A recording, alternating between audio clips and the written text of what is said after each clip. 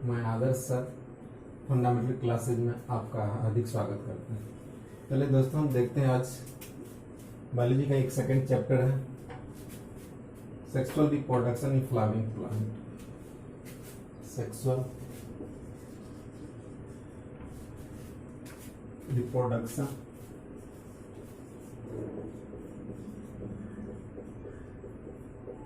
In flowering plant.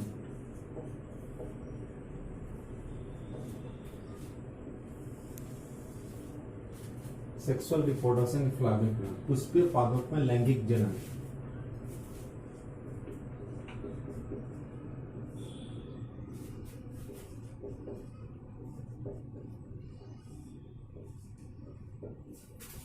पुष्पीय पादप में लैंगिक जनन।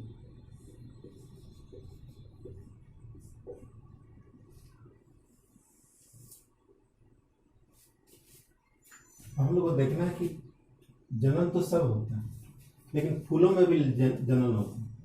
जैसे कि सेक्सुअल और एसेक्सुअल होता है, तो जितने भी फूल होते हैं, पुष्पीय पादप होता है, सब में लैंगिक जनन होता है।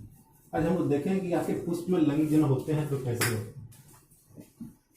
सभी जीवों में जनन होता है, लेकिन फूल और उस पुष्पीय पौधों में फूल तथा उसके अंग जो है लैंगिक जनन में भाग लेते हैं। दूसरी चीज क्या होता है कि पुष्पीय पादप जो है, पुष्पीय पादप में फूल जो होते हैं, वह भी अपना पीढ़ी को आगे बढ़ाने के लिए सेक्सुअल रिप्रोडक्शन करता है। यदि वह सेक्सुअल रिप्रोडक्शन नहीं करे तो कभी अपनी पीढ़ी को आगे नहीं बढ़ा सकते। इस तरह मानव भी अपना रिप्रोडक्शन इसलिए करता है कि अपनी पीढ़ी को आगे बढ़ाने। उसी तरह जितने भी पुष्पीय पादप, वो भी चाहता है कि हमारा जो जनन हो वो लैंगिक जनन के अनुसार आगे पीढ़ी हमारा चलते रहे, इसलिए उसमें लैंगिक जनन जरूरी होता है। तो हम देखते हैं इसके कुछ ऐसे कार्य होते हैं जो कि पुष्पीय पौधों में जरूरी होता है। सबसे पहले हम देखते हैं एक नमूना, आखिर पुष्पीय पौधे लैंगिक जनन जरूरी होता है तो क्यों होता है। तो जितने भी पुष्पीय पादप हैं, फूल और उसके अंग लैंगिक जनन भाग लेते हैं। दूसरा चीज क्या होता है कि सभी जीवों की तरह पुष्पीय पादप भी प्रजनन करके अपनी पीढ़ी को आगे बढ़ाते हैं। और तीसरा होता है कि कुछ पुष्पीय पादप में नर और मादा जननांग भाग लेते हैं। जब तक मेल और फीमेल आपस में फर्टिलाइजेशन नहीं करेगा तब तक एक क्या कहते हैं नए प्लांट का निर्माण नहीं होता। उसी तरह कहता है कि पुष्पीय पादप में भी क्या होता है कि नर और मादा आपस में भाग लेते हैं और एक नए पुष्प का निर्माण करते हैं। तो ये हमारा पुष्पीय पादप में लैंगिक जनन होता है। अब हम लोग देखते हैं इसका फंक्शन क्या होता है, जिसको हम लोग कार्य करते हैं।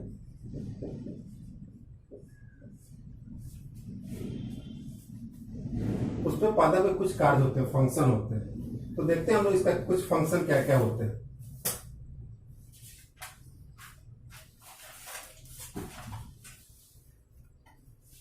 चलिए हम लोग कुछ इसके बारे में लिख रहे हैं। फर्स्ट में कि फूल के पराग कोश में परागन होता है। दूसरा कि बीजांड में अंडे उत्पन्न होते हैं। तीसरा, पुष्प परागकण के लिए अपना स्थान बदलते रहता है। चौथा, पुष्प परागकण अंकुरन तथा निषेचन की क्रिया को सफल बनाता है। और पांचवा, फूल के कुछ भाग जैसे वायदल पुंज तथा अंडाशय का रूपांतरण फल और बीज के रूप में किया जाता है। तो ये इसके कुछ फंक्शन थे। अब हम लोग देखेंगे कि फूल का वह कौन सा पार्ट है जो कि हर एक चीज को दिखाता है। तो एक फिगर द्वारा हम इसको दिखाएंगे कि फूल का कौन कौन सा भाग होता है, पंखुड़ी क्या होती है, वर्तिका क्या होती है, वर्तिका क्या होती है, वायदल पुंज क्या होती है। इसको हम एक फिगर के द्वारा इसमें दिखाएंगे और आपको 100% लगेगा कि हाँ, ऐसा जब एक फूल को देख के आप उसके हर एक पार्ट्स को आप घर पर भी देख सकते हैं। जहां वहां एक फूल को तोड़कर आप उसका हर एक पार्ट्स को देख सकते हैं। तो चलिए हम लोग देखते हैं फूल का फिगर बनाते हैं, उसके हर एक पार्ट्स को हम दिखाएंगे, आपको दिखाएंगे वर्तिका कहाँ है, वर्तिका कहाँ है, वायदल पुंज कहाँ है, अंडाशय कहाँ होता है। फूल तो हम लोग देखते हैं, लेकिन उसके भाग को नहीं पहचान पाते ये है क्या। हर एक आदमी फूल को लेके कहता है कितना अच्छा फूल है, लेकिन उस फूल के पार्ट्स क्या होते हैं, उस फूल को कैसे पहचाने कि ये इसका फिलामेंट्स कौन होता है, इसका स्टाइल कौन है, इसका स्टिग्मा कौन है। तो जितने भी चीज होते हैं हम लोग फूल को देख के सिर्फ बता नहीं सकते। आज हम चलिए उस फूल को बनाएंगे और फूल के अंदर क्या क्या चीज होता है उसके बारे में आपको आज हम डिटेल बताते हैं। चलिए हम देखते हैं फूल का फिगर बनाते हैं। तो देखो फ्रेंड्स, ये हमारा पुष्प का लंबा कट है। हम लोग फूल को तो देखते हैं, लेकिन उसके हर एक पार्ट्स को समझ नहीं पाते यह है क्या। तो मैं आज दिखा रहा हूँ कि आपको फूल का हर एक पार्ट्स में क्या होता है। जो हम फूल उठाते हैं, जैसे मैं सपोज कीजिएगा आप अड़हुल का फूल लेते हैं, तो अड़हुल के फूल में एक लंबी टाइप का एक होता है पंखुड़ी के बीच में, तो वह जो लंबी टाइप की एक नली नुमा होती है उसके सबसे ऊपर एक घुंडी होती है, वो घुंडी आपका क्या कहलाता है, वर्तिकाग्र कहलाता है। उसके बाद जो देखते हैं आप चारों ओर फैला हुआ रहता है उसका पंखुड़ी होता है, और उसमें कई तरह के ऐसे फिलामेंट्स को तंतु करता है, और उस वर्तिकाग्र के सिर्फ नीचे एक इस टाइप से पार्ट्स होती है जो लंबी टाइप की नली होती है, उसको हम वर्तिका कहते हैं। उसके बाद जो नीचे एक इस टाइप से घुमा रहता है उसको वायुदल कहते हैं। और सबसे जरूरी क्या है कि हम लोग फूल को तो देखते हैं लेकिन उसमें एक दाना दाना देखते हैं। लोग पूछते हैं कि दाना है क्या, और दाना क्या, आपका अंडाशय होता है। तो फूल के इतने से लंबत काट होते हैं कि वर्तिकाग्र होती है, पंखुड़ी होती है, वह तंतु होते हैं, वर्तिका, वायुदल और अंडाशय, ये पुष्प का लंबत काट होती है। अब हम लोग देखते हैं कि ये जो आप देख रहे हैं खिला हुआ सब पंखुड़ी होती है, और ये इसका अंडाशय हो गया, ये वर्तिकाग्र हो गया, वर्तिका हो गया, वायुदल हो गया, अंडाशय हो गया। अब हम एक एक करके देखेंगे वर्तिकाग्र क्या होती है, वर्तिका क्या होती है, अंडाशय क्या होती है, और इस तरीके से कौन कौन से भाग स्त्री जो कि यह तीनों मिलकर बनाता है। तो हम लोग देखते हैं वर्तिकाग्र, वर्तिका और अंडाशय, यह तीनों भाग जो होता है यह स्त्री केसर में होती है। और हम लोग एक एक चीज करके देखते हैं कि आखिर यह है क्या। तो चलिए हम लोग सबसे पहले देखते हैं कि वर्तिकाग्र, वर्तिका और अंडाशय के बारे में।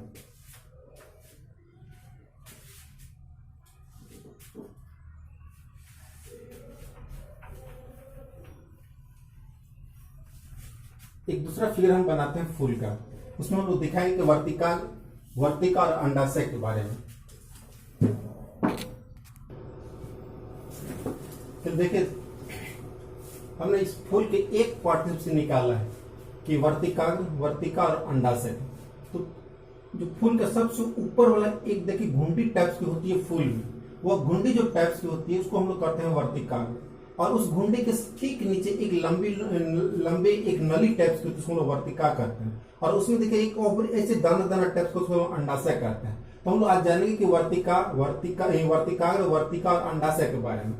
आप लोग इस फिगर को बना लीजिए, और इस फिगर एक पार्ट जो आपको हमने दिखाया, क्योंकि अलग अलग काम ने दिखाया, क्योंकि हम इसमें सब कुछ दिखाया गया है। लेकिन यदि आपसे कोई पूछ दे कि वर्तिकाग्र, वर्तिका, अंडाशय का कौन सा पार्ट होता है, तो मैंने अलग अलग करके दिखाया कि ये सबसे ऊपर वाला भाग जो होता है वर्तिकाग्र होता है, बीच वाला जो एक लंबी नली जैसा उसको वर्तिका कहते हैं, और दाना दाना जो होता है उसको अंडाशय कहते हैं। यह तीनों जो मिलकर आखिर होता है क्या है, इसके बारे में हम देखेंगे। पहले आप लोग फिगर बना लीजिए, इसके बाद हम एक एक करके डिटेल के बारे में जानेंगे। चलिए हम फिर देखते हैं वर्तिकाग्र के बारे में कि पुष्प के सबसे ऊपर एक घुंडी नुमा रचना होती है जिसको हम लोग क्या करते हैं, वर्तिकाग्र कहते हैं। जैसे आप फूल लीजिए, सपोज कीजिए ये फूल है और इसके ऊपर एक घुंडी होती है, तो यह घुंडी जो होती है उसको वर्तिकाग्र कहते हैं। और उस घुंडी के नीचे एक, जैसे सपोज कीजिए कि आपका फिलामेंट, यह लंबी नली है, और यही लंबी नली जो होती है जिसको हम लोग वर्तिका कहते हैं, और उसके नीचे जो एक दाना दाना टाइप्स का रहता है उसको हम लोग क्या कहते हैं, अंडाशय कहते हैं। ये तीनों का यदि लिखना तो फिर से लिख सकते हैं कि वर्तिका, सबसे हम देखते हैं कि वर्तिका, वर्तिका और अंडाशय। तो वर्तिका जो पुष्प का एक पतली लंबी नली नुमा रचना होती है जिसको हम लोग क्या कहते हैं, वर्तिका कहते हैं।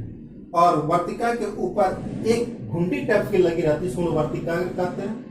और जो सबसे नीचे एक दाना ग्रुप उभरा रहता है उसको हम लोग क्या कहते हैं, अंडाशय कहते हैं। फूल का ये भाग होता है। उसको हमने यहाँ दिखाया पंखुड़ी, सबको जानते ही होंगे कि जो फूल जिसमें खिला रहता है उसको हम लोग पंखुड़ी कहते हैं। और उसके नीचे जो घिरा हुआ टाइप्स का रहता है हम लोग कहते हैं कि ये क्या है, उसको हम लोग वायुदल कहते हैं। ये हमारा फूल का एक भाग था। अब हम लोग देखते हैं तीनों मिलकर बनता है क्या है, तो वर्तिकाग्र, वर्तिका और अंडाशय तीनों मिलकर एक स्त्री केसर का निर्माण होता है। और स्त्री केसर है क्या, तो जयांग पुष्प का मादा जननांग होता है, इसी की इकाई को हम स्त्री केसर कहते हैं, जिसमें कि हमारा तीन पार्ट होता है, वर्तिकाग्र, वर्तिका और अंडाशय। यह हमारा फूल का था। अब हम लोग देखेंगे इसके बारे में, इसका फंक्शन क्या होती है, इसका मेन कार्य क्या होती है।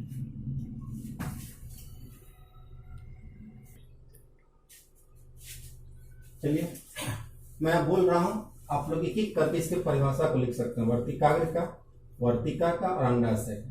पहले हम लोग देखते हैं कि तीनों मिलकर बनता क्या है। तो लिखिए, स्टार दे दीजिएगा, और स्टार देने के बाद लिखिएगा कि वर्तिकाग्र, वर्तिका और अंडाशय, तीन चीज हमने दिखा है इसमें, वर्तिकाग्र, वर्तिका और अंडाशय। ये तीनों मिलकर स्त्री केसर का निर्माण करता है। अर्थात ये सभी स्त्री केसर का अंग होता है, क्योंकि स्त्री केसर का मतलब है जिसको लोग फीमेल कहते हैं। उसमें 3 पार्ट होता है, जिसमें वर्तिकाग्र रहता है, वर्तिका रहता है और अंडाशय। ये तीनों मिलकर एक स्त्री केसर का क्या करता है, निर्माण करता है। हमने आपको एकदम डिटेल बता दिया कि स्त्री केसर में 3 भाग होते हैं। वो 3 भाग आपका क्या क्या है, वर्तिकाग्र है, वर्तिका है और अंडाशय। यदि आपका क्वेश्चन कहीं आ जाए स्त्री केसर में कितने भाग होते हैं, आप कह सकते हैं कि फूल में 3 भाग होते हैं। जो सबसे इंपॉर्टेंट होता है वर्तिका और अंडाशय, यही तीनों मिलकर स्त्री केसर का क्या करता है, निर्माण करता है। मतलब आपको एकदम भी क्लियर है कि आप ये तीनों को, यदि आपसे परीक्षा में कोई पूछ दे स्त्री केसर में कितने भाग होते हैं, तो 3 भाग मिलकर एक स्त्री केसर का निर्माण करता है। वो है आपका वर्तिकाग्र, वर्तिका और अंडाशय। यही तीनों मिलकर स्त्री केसर का क्या करता है, निर्माण करता है। चलिए हम देखते हैं कि एक एक करके डिफिनेशन। चलिए आपको नोट कीजिए। हम पहला लिखाते हैं वर्तिकाग्र।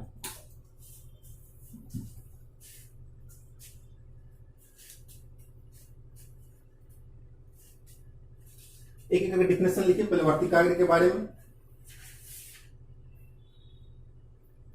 पुष्प का एक ऐसा भाग, पुष्प का एक ऐसा भाग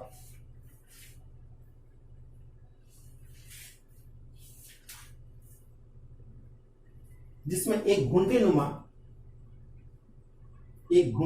रचना होती है, घुंडी नुमा रचना होती है, उसी रचना को वर्तिकाग्र कहा जाता है। जैसे आप फूल लीजिएगा, देखिए ऊपर में एकदम घुंडी टाइप की रचना होती है, उसी रचना को हम लोग कहते हैं वर्तिकाग्र। तो लिखिए, घुंडी नुमा रचना होती है, उसी को हम लोग वर्तिकाग्र कहते हैं, जिसको अंग्रेजी में हम लोग स्टिग्मा भी कहते हैं। कहेंगे आपको मिलेगा स्टिग्मा। तो स्टिग्मा का मतलब था वर्तिकाग्र। जो फूल के सबसे ऊपर एक घुंडी नुमा रचना होती है, उसी को हम लोग वर्तिकाग्र कहते हैं। That's clear. अब चलते हैं हम लोग वर्तिका के बारे में।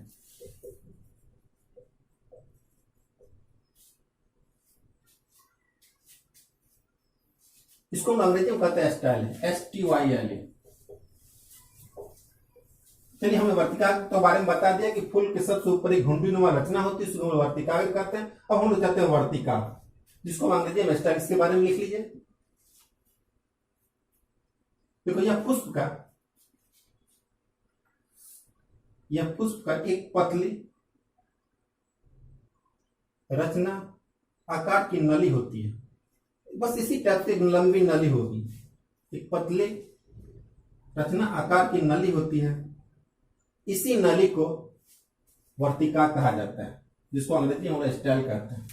बस ठीक वर्तिकाग्र के नीचे एक लंबी नली हो, जिसको हम लोग अंग्रेजी में फिलामेंट्स भी कहते हैं, उसी फिलामेंट्स को हम लोग कहते हैं वर्तिका। एक लंबी नली होती है, जिसको हम लोग वर्तिका कहते हैं।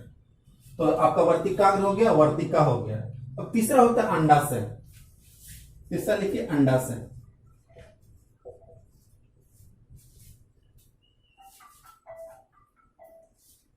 अंडाशय के बारे में लिखिए। देखो, यह पुष्प का सबसे नीचे वाला भाग होता है। तो पुष्प का सबसे नीचे वाला भाग होता है, जो खुला रहता है और दाने के रूप में उभरा रहता है, और दाने के रूप में उभरा रहता है, और दाने के रूप में उभरा रहता है। इसी को अंडाशय या ओवरी कहा जाता है। दाने के रूप में उभरा रहता है, इसी को अंडाशय या ओवरी कहा जाता है। हमने पुष्प के तीनों भागों देख लिया कि वर्तिकाग्र, वर्तिका और अंडाशय। कि पुष्प का सबसे ऊपर एक घुंडीनुमा रचना होती है, उसको हम लोग स्टिग्मा कहते हैं, और स्टिग्मा के नीचे एक लंबी नली होती है, उसी लंबी नली को हम लोग स्टाइल कहते हैं। और जो सबसे नीचे, पुष्प के सबसे नीचे एक दाना के रूप में उभरा रहता है, उसी को हम लोग अंडाशय कहते हैं, या ओवरी, अंग्रेजी में उसको ओवरी कहते हैं। ये आपका फूल का एक भाग था।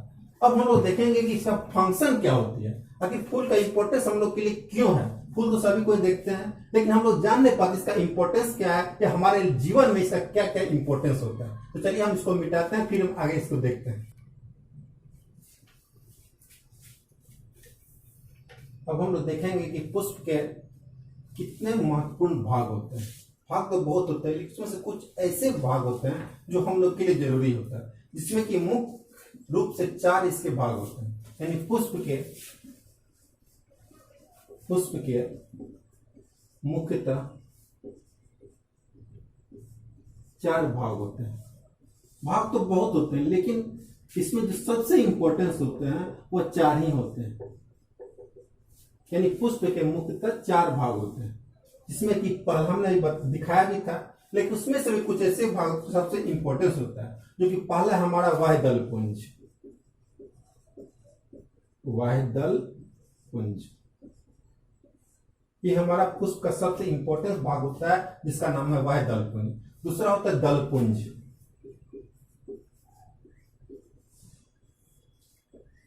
वाह्यदल पुंज, दल पुंज। तीसरा होता है पुमंग।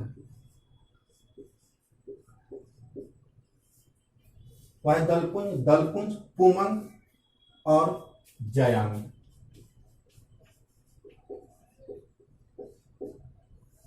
There are the 4 importance part of the flowering. पुष्प के 4 इंपॉर्टेंस पार्ट होते हैं, वाह्यदल पुंज, दल पुंज, पुमंग और जयांग। यही हमारे 4 भाग होते हैं, और चारों भाग मिलके एक पुष्प का जो होता है फाउंडर्स करता है। मुख्य भाग तो बहुत होता है, लेकिन आपको जब भी परीक्षा में पूछे कि पुष्प के मुख्यतः कितने भाग होते हैं, तो आप लिख सकते हैं कि पुष्प के मुख्यतः 4 भाग होते हैं, जिसमें कि पहला भाग आपका वाह्यदल पुंज है, दूसरा आपका दल पुंज है, तीसरा आपका पुमंग है, चौथा आपका जयांग है। और यही आपका सबसे इंपॉर्टेंट जो होता है, जो कि परीक्षा में रिलेटेड होता है। अब हम लोग इसके देखेंगे कि इसका फंक्शन क्या होता है, पुष्प का आखिर मुख्य कार्य क्या है। चलिए इसको मिटाते हैं, फिर आगे देखते हैं।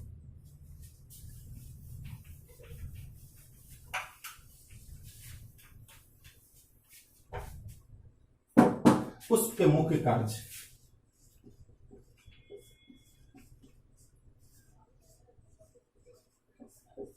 वो हमारा भाग था, ये हमारा वर्किंग कि आखिर इसका काम क्या होता है। चलिए हम नोट करते हैं इसका पुष्प का मुख्य कार्य क्या क्या होता है।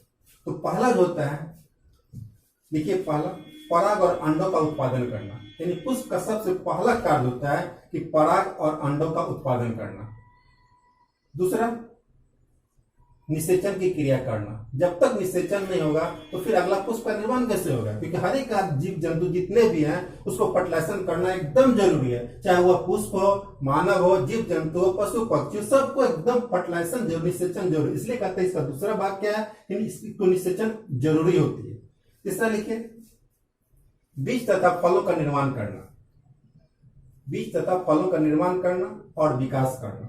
यदि यह बीज नहीं होगा फिर फल कैसे बनेगा, फल होगा फिर उसका डेवलप कैसे होगा। यानी उसका मुख्य कार्य आपका है कि बीज का भी निर्माण करता है, फल का भी निर्माण करता है, फिर वह विकसित होता है, डेवलप करता है। उसके बाद लास्ट लिखिए बीज और फलों का प्रकीर्णन करना। ये 4 इतने जो 4-5 जो हमारे हैं इसके मुख्य कार्य होते हैं। अब हम लोग देखते हैं कि आखिर फूल हमारे लिए इंपॉर्टेंस है तो क्यों है। फूल तो सबको होते हैं, लेकिन उसका इंपॉर्टेंस क्या होता है हम लोग ये जानते नहीं। बार बार क्वेश्चन आता है परीक्षा में कभी 12th क्लास में कि फूल का हमारे जीवन में क्या उपयोगिता है। आखिर फूल तो हम देखते हैं बहुत तरह का होता है, कमल होता है, गुलाब होता है, ये होता है वो, लेकिन इसका जरूरी क्या होती है, ये क्वेश्चन हर एक बार परीक्षा में रिलेटेड आता है बायोलॉजी में खास करके कि फूल हमारे लिए हमारे जीवन में क्यों जरूरी है। तो चलिए हम इसके बारे में थोड़ा सा नोट करते हैं।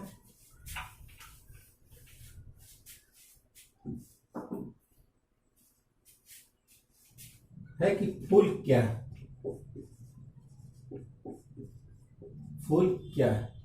हर एक आदमी फूल तो देखता है कि जान नहीं पाता है कि फूल आखिर है तो क्या है। चलिए इसके बारे में थोड़ा सा देखते हैं कि फूल है क्या। लिखिए फूल अनुराग, प्रसन्नता, विषाद, शोक का एक प्रतीक चिन्ह होता है।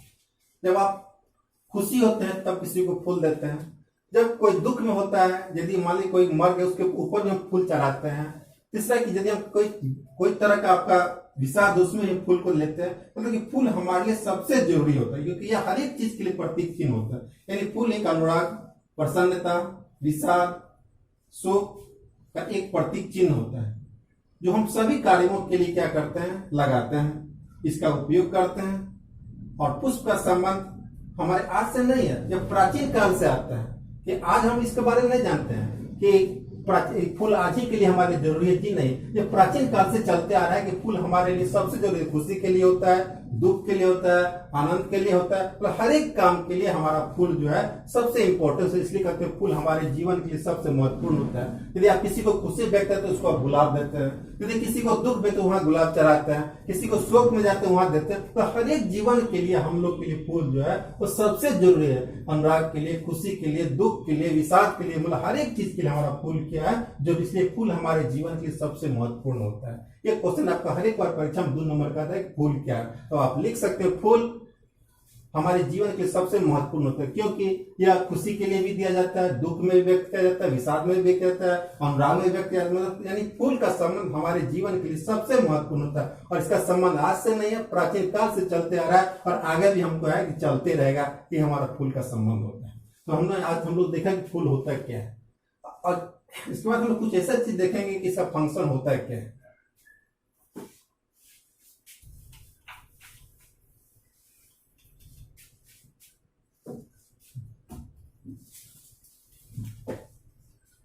अभी हम लोग देखे थे कि फूल के बारे में हमने एक चीज बताया था कि वर्तिका, वर्तिकाग्र और अंडाशय। हमने फूल के इस तीनों पार्ट को दिखाया था, वर्तिकाग्र, वर्तिका और अंडाशय। और यह तीनों मिलकर वर्तिका, वर्तिकाग्र और अंडाशय मिलकर स्त्री केसर का निर्माण करता है।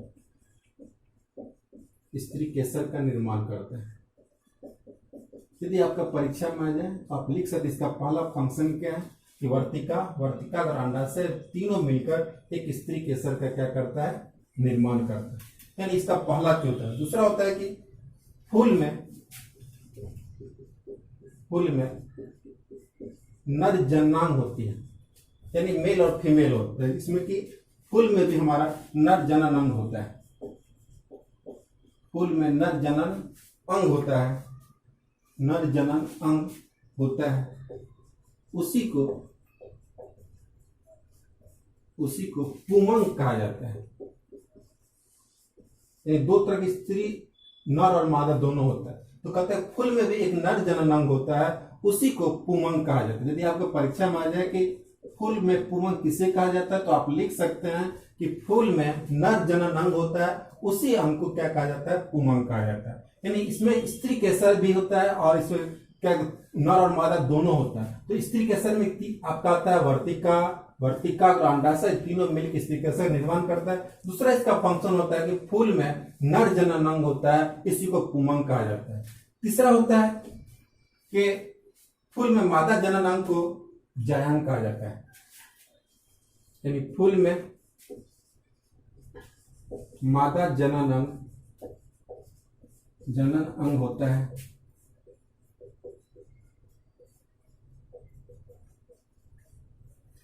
उसी को जायांग कहा जाता है।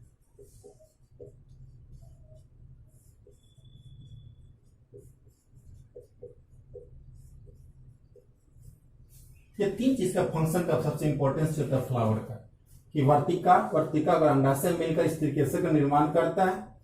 फूल में नर जनन अंग होता है, उसी को पुमंग कहा जाता है। और फूल में भी मादा जनन अंग होता है, जिसको हम लोग क्या करते हैं, जायांग करते हैं। और यह जायांग होता है क्या, ये फूल के बीच में रहती है और इसके इकाई को हम लोग अंडप करते हैं। जननांग तो होती है, लेकिन उसके बीच में एक भाग को हम लोग अंडप करते हैं।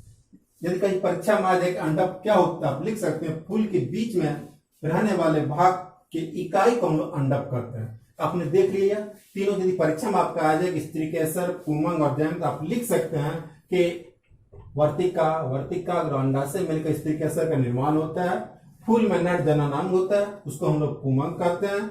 फूल में मादा जनन अंग होता है, उसको हम लोग जायांग करते हैं। तो ये हमारा फूल का कुछ फंक्शन था और ये हमारा फूल का इंपॉर्टेंस पार्ट। हमने सब कुछ बता दिया कि फूल में क्या क्या चीज होती है। तो इसका सबसे इंपॉर्टेंस हमारा वर्तिका और अंडाशय होती है। फूल में 2 अंग होता है, एक नर जनन अंग होता है, एक मादा जनन अंग होता है। तो नर जनन अंग को हम लोग पुमंग करते हैं और मादा जनन अंग को हम लोग जायांग करते हैं। तो ये हमारा फूल का था निर्माण।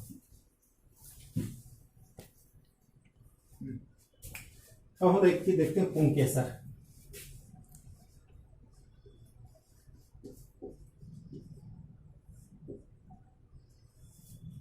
ये पुंकेसर क्या होता है? अभी हमने देखा था पुमंग के बारे में कि पुंकेसर पुष्प के नर जनन अंग का भाग ही होता है, लेकिन इसकी लंबाई क्या होती है? अलग अलग होती है, अलग प्रजातियों से पुष्प से भिन्न होती है। और यही पुंकेसर मिलकर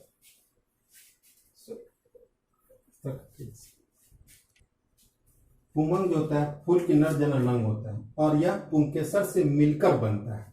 और प्रत्येक पुंकेसर में 3 भाग होता है, जो कि पहला होता है हमारा तंतु,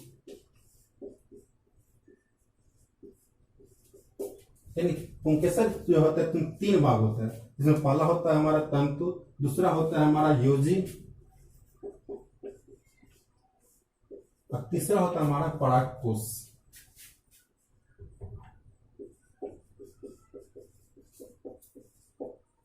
ये 3 मिलकर पुंकेसर का निर्माण करता है, तंतु, योजी और परागकोश। तो हम लोग तंतु देखिए कि फिलामेंट जो होता है, तो अब हम लोग देखेंगे इसके बाद इस फिगर के द्वारा कि तंतु कहाँ होता है, योजी कहाँ होता है और परागकोश। चलिए हम एक फिगर बनाते हैं, उस फिगर में हमने आपको तीनों पार्ट के बारे में दिखाएंगे कि तंतु कहाँ है, योजी कहाँ है और पराग। देखिए तंतु, संयोजी और परागकोश, हम लोग एक एक करके सबको डिफिनेशन देख लेते हैं। परागकोश, योजी और तंतु। तो परागकोश लिखिए,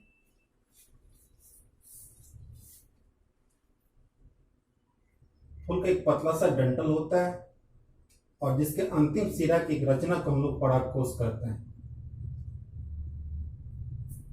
एक रचना होती है, उसी रचना को हम लोग परागकोश करते हैं। और फूल में एक लंबी नली रचना होती है, इसको हम लोग तंतु कहते हैं।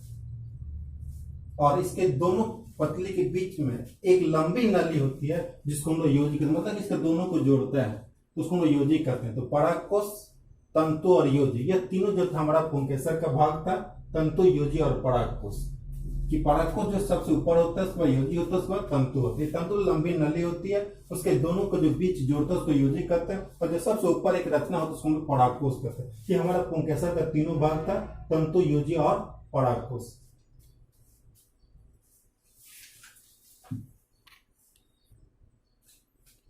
आज हमारा ये क्लास इतना ही था। यदि आपको ये मेरा पसंद आए क्लास, आप इसको जरूर लाइक कीजिएगा। फिर नेक्स्ट डे हम इसको फिर दूसरे में देखेंगे।